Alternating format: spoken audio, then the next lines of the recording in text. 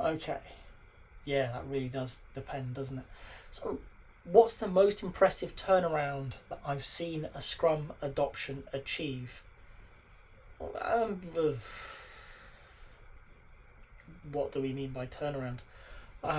Is it the ability for a team to deliver? Is it the speed with which they start delivery? Is it the quality?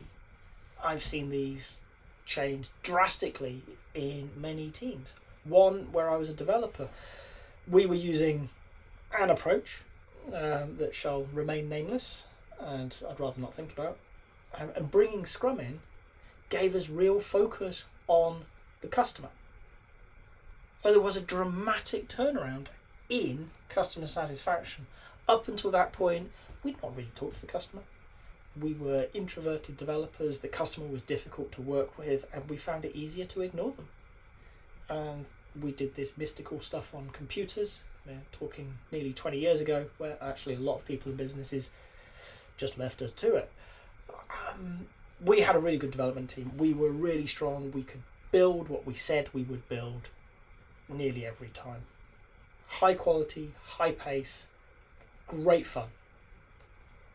We just didn't talk to the customer.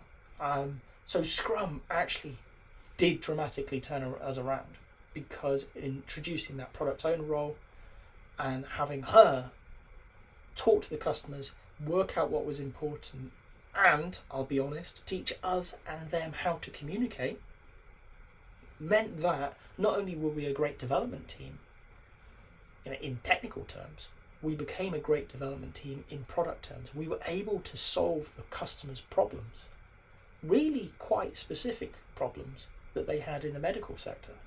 So we could work with them incredibly well.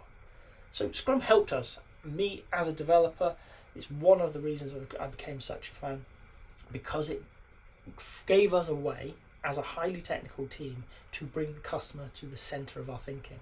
Something we knew about, we just struggled with. And that product owner role really helped us understand and cross bridges. Okay. I've also seen it accelerate the time it takes to get started. Very often you'll find companies, organizations starting with Scrum, and they will still spend months before they do anything.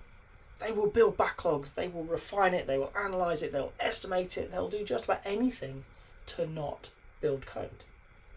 And one organisation, actually it took them about 9 months from starting to talk about the work to cutting code. And we took that from 9 months to 3 weeks. Simply by focusing on what was important to get started in a sprint. We had developers, great. We had people from the business. We had a product owner who sat between everybody, making sure everybody played nicely. Okay, but their role was not to tell, it was to guide. That's an important difference. But what that meant was that instead of taking 9 months of talking about it and navel gazing and it passing from department to department to department, we got all the people in a room. We actually had about 12 people in total, customers, product owners, business analysis, developers, testers, everybody involved in the software creation, in a room for a few weeks, understanding the problem and, yes, doing a bit of design of the solution. So we took it from 9 months to 3 weeks, simply by getting everybody together and focusing on what do we need to be able to take the first step. Do we have enough work to fill 3 weeks? And that was the focus, right? We decided, and I don't remember why we decided on 3 weeks, but we decided on a 3-week sprint. My role as the Scrum Master was actually to keep them focused on, is this the most important work? Yes. Do we have 3 weeks worth of work? Not yet. Keep going. Right. We actually got 6 weeks worth of work before we started, but we were ready and able to start as soon as we'd filled a backlog, and the team were comfortable. They were like, okay, we still need to do the refinement, we still need to understand the problem more. There's a lot of creation of stuff around this project that needs to happen, but we have enough work to get started. And that was a radical shift for that organisation. They were so used to spending the best part of a year thinking about doing things that they actually scheduled on that basis.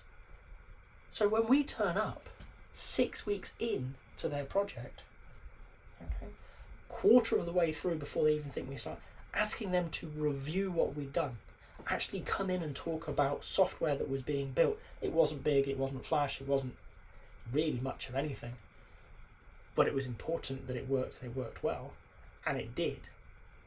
That radically shifted the organisation's thinking, their relationship to product development. They stopped believing you had to follow all of these steps piece by piece before you even got started. And to the very highest levels of that company, they started questioning how they approached work. Were they trying to do too much? Were they, gold plating things before doing stuff? And slowly, over the years, the whole organisation has shifted its focus from documentation heavy to documentation light. Sufficient, responsible levels of documentation, absolutely. But their focus is on doing. And that has seen them go from strength to strength in product development, but also in the wider organisation, because they've been infected by it. They understand that there's a time and a place to sit and think, but once you've got enough work to get started, why not get started? Because you will learn more by doing than sitting around and talking about it.